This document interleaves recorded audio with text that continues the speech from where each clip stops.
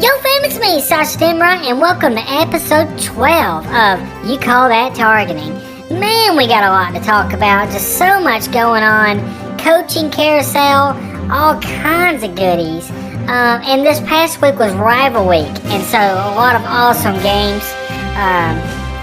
So we're not going to really get into recapping all those games. The only game that was really kind of worth talking about, in my opinion, was the Alabama-Auburn game. My gosh, Auburn should have won the game. They kind of just blew it there at the end, kind of like they've done a lot of games this year. But man, it was an outstanding game. And then Michigan beating Ohio State, that was a big one. Florida actually beating Florida State, which was crazy. And then Oklahoma State beating Oklahoma and going to the Big 12 championship. We got a lot to talk about. And, we got like playoffs and coaching carousel and all kinds of craziness to talk about. So we're not going to spend a lot of time recapping. So I guess we'll just get on to, I cannot even form a sentence. Let's just get on to, and just, oh my gosh, I can't do it again. Guys, I think I've gone straight absolute retarded. Man, let's give away some daggum awards. My gosh, maybe I can get it together. It's kind of late. It's 8:30 right now. Normally I record this a little earlier, but my gosh, maybe I need to take a daggum nap. Anyways, my team of the week has to be, and it just has to be, Michigan. Oh my gosh, they just ran the ball all over Ohio State. I'm real impressed. So Michigan Wolverines is my team of the week, and now we're gonna move on to some trash teams. I have to give it to both Alabama and Auburn if I had to give away a trash team award, because Auburn blew it and should have won, but Alabama should have never, ever been close with Auburn. My gosh, they didn't turn it on until the last 97-yard drive that they put together. Then they started to look like Alabama, but it's all because Auburn played trash defense and they quit blitzing. I mean, that was something that was working and they just quit doing it. Absolute trash. My gosh. So both of those teams are trash. But now it's time for my absolute trash team.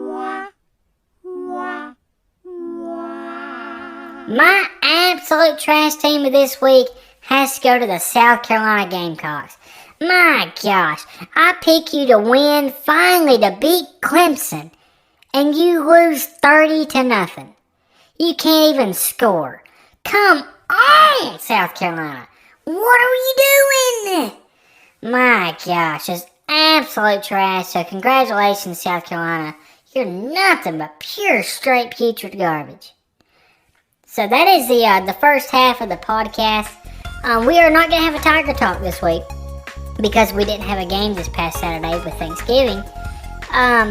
But we are going to go to Geraldine and play 2 games this Saturday. And it's at 9 o'clock and 11 o'clock. And we'll be sure to let you know how those games go. And we'll just keep you updated on how trash our basketball team is. Maybe we can pull together a win. Who knows? I know that ain't gonna happen, but maybe our kids at least have hope. Anyways, we're gonna get on to the second part of this podcast. I don't even know what to do because normally we have a sponsor or something, but I ain't doing that. We're just gonna move straight on to the second part and get to the questions, get to the good stuff. So I'm going to try to read these questions. I tried to read them earlier, and I just straight putrid trashed them. And so I'm probably going to be just tongue-tied to the absolute mess. But I'll do the best I can. So, first question is from I Kissed Your Mom Last Night, which you can go ahead and have my mom, because she is nothing but pure garbage. The question of he or she as Daisy Ridley is overrated as an attractive girl. I mean, she's not ugly, but she's definitely 100% meh. change my mind. I will change your mind because have you watched Star Wars? Any? Have you seen her as Rey Skywalker? Have you seen it? Because to me, the way she wields that lightsaber, and that when she gets angry and uses the Force, and she got angry at one point where Force lightning came out, if that didn't turn you on, there's something wrong with you. There's just something wrong with you. I think Daisy Ridley is absolute good looking and absolute attractive, and I think you're an absolute idiot. Next question. Get my phone straightened up here and get this next question. Okay, Karen Juggle Jugs, she asked, have you tried any new approaches to your coaching? Maybe have the kids learn it's okay to lose, as long as they lose with a smile and a good attitude. Also prepare cookies, Kool-Aid, and a cute participation badges after every game. They need positive input, Sasha. Be their role model. Karen, first of all, you're talking about being a role model and your name is Karen Juggle Jugs. I kind of question that. But to question my coaching, you haven't seen these kids. They're nothing but straight, pure, absolute garbage. No skills whatsoever. The only skills they got is like booger picking and arguing and not listening. If that's all skills, then they're super skilled. Or crying. A lot of them cry for no reason. They just cry. Why do kids just cry? I mean, you tell them, hey, don't shoot in our wrong goal. Don't shoot, don't score against ourselves, and they cry about it. Or they get embarrassed because you ask them to yell out box one, and they cry about it. Or a kid has asthma, and he cries about it. Like, why do they cry so much? Karen, my gosh, a smile and good attitude. Yeah, I would smile and have a good attitude if we would actually be competitive in a game. But we can't. We can't be competitive. We're nothing but garbage. And I'm not going to smile and be happy and tell the kids, oh, you're doing such a good job if you suck. Alright? Participation badge is my absolute butt crack. That's never going to happen. I'll give you a participation badge if you actually just do one thing right. I'd give you something. But if you're gonna be trashed the whole game and trash the whole practice, you're not getting anything. Next question. Tig Nation.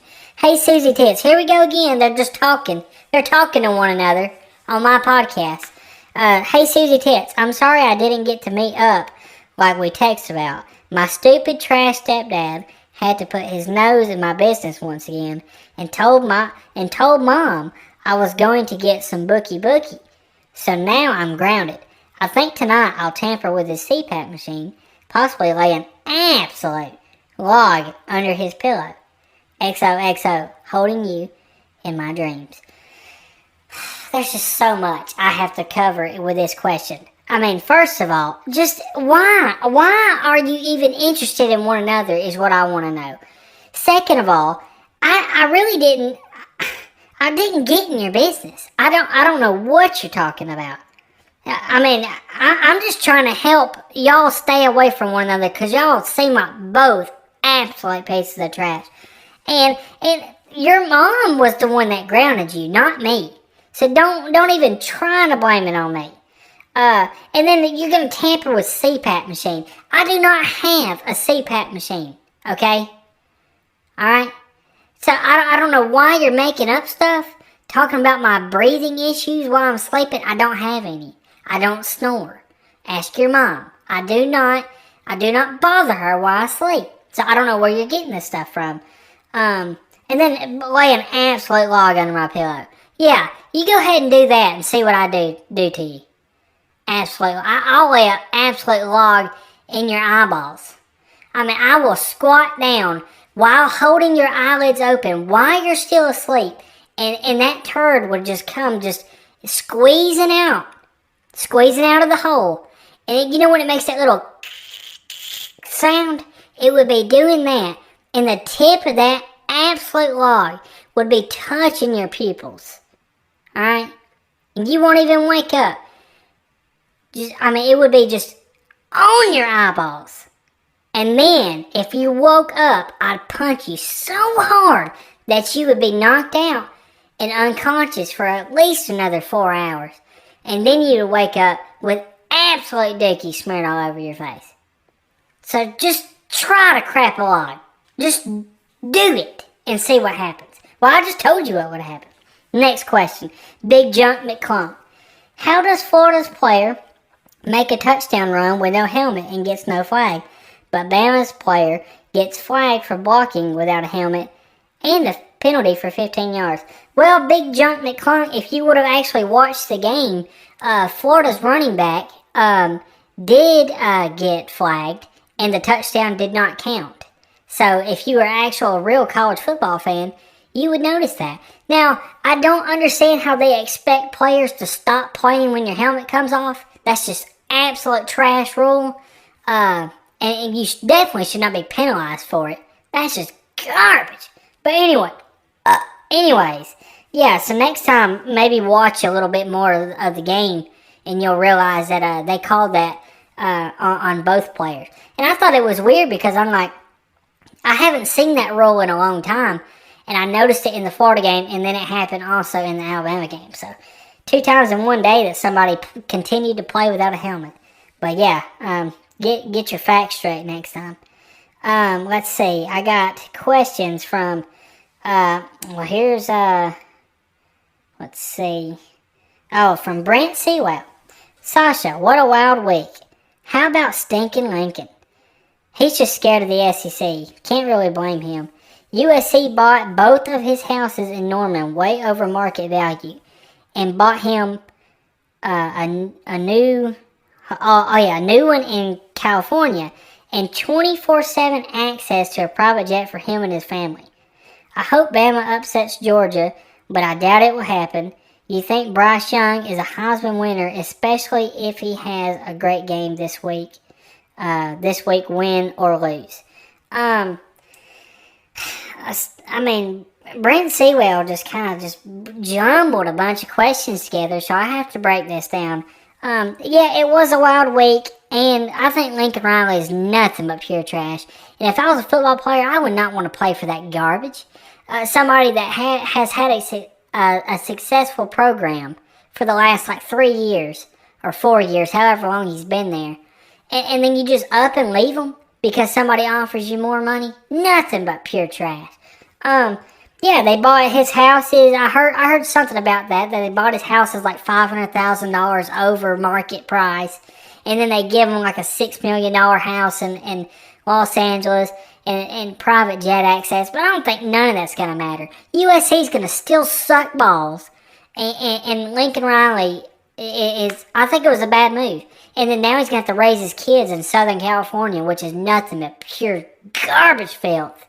And then I would rather my kids be raised in Norman, Oklahoma.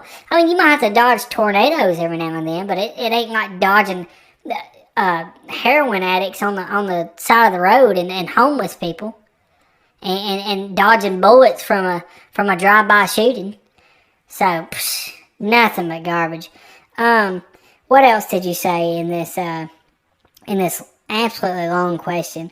Oh, I hope Bama upsets Georgia, but I doubt it'll happen. Yeah, you're probably right, because Georgia, if Auburn's defense did what they did to Alabama, Georgia's defense is 10 times worse.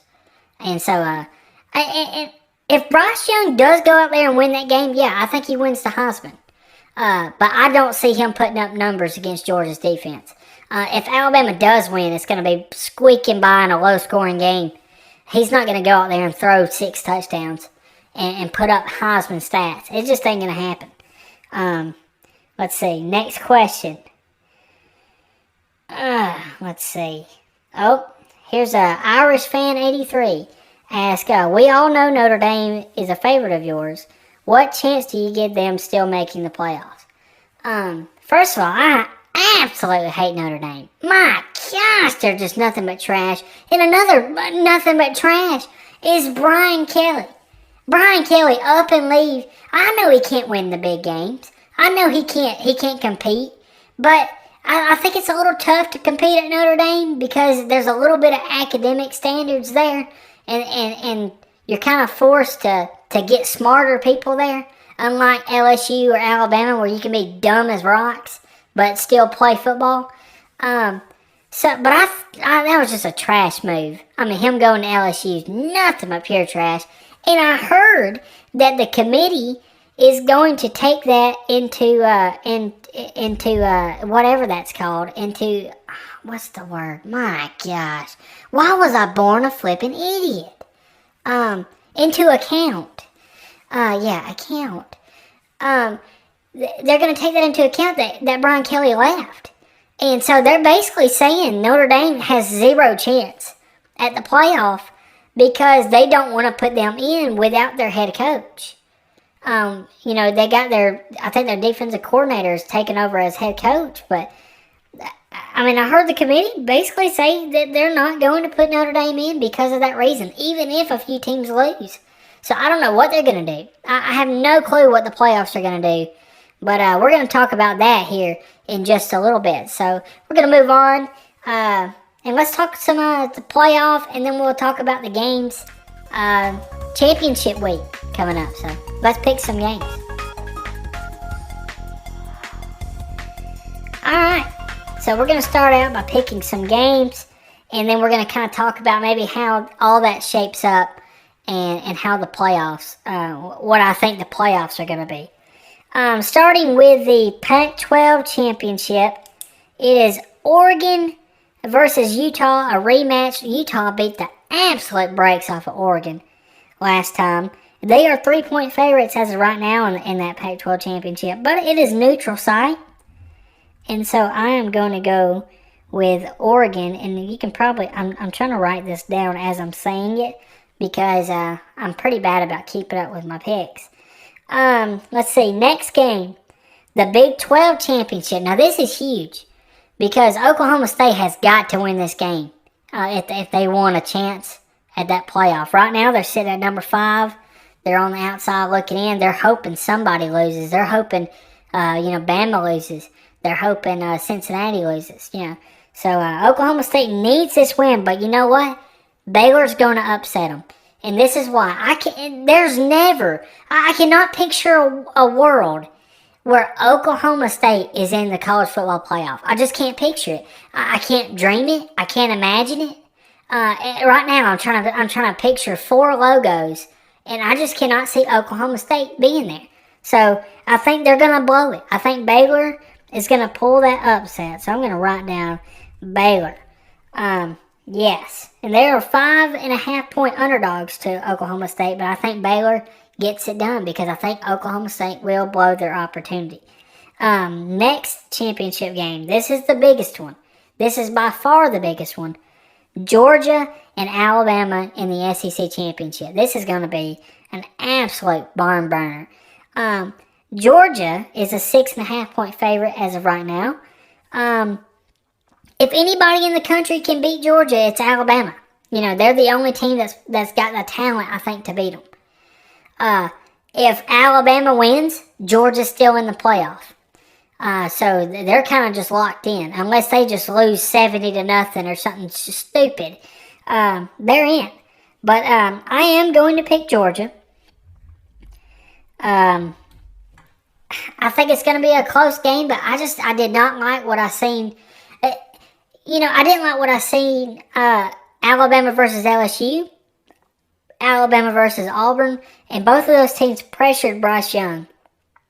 And Georgia is going to pressure Bryce Young like nobody's absolute business. So, I have Georgia winning that game, but like I said, Alabama is definitely a team that can hang with Georgia. Next championship game is the American Conference, and I normally wouldn't pick this, but Cincinnati's number 4, and they're playing number 21 Houston. Houston has only lost 1 game this year, and as of right now, Cincinnati is a 10.5-point favorite I gotta go with Cincinnati. They have had an awesome season. I don't think they blow it. I think a lot of teams do blow it at the end and they'll lose a championship game or something crazy. But I got Cincinnati topping off that undefeated season, topping off the conference championship, and I think they make it to the playoff. I'm going to go ahead and say that. ACC championship, Wake Forest versus Pittsburgh. Pittsburgh's a 3-point favorite. I am going to go with Pittsburgh to win that game. And then we got Iowa and Michigan in the Big Ten championship. This is a big game because Michigan has to win for them to remain in the playoff. They are ranked number 2 in the nation.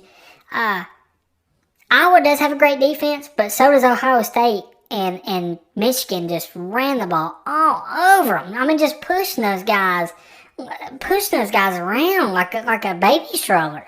I mean, man, they were just on skates.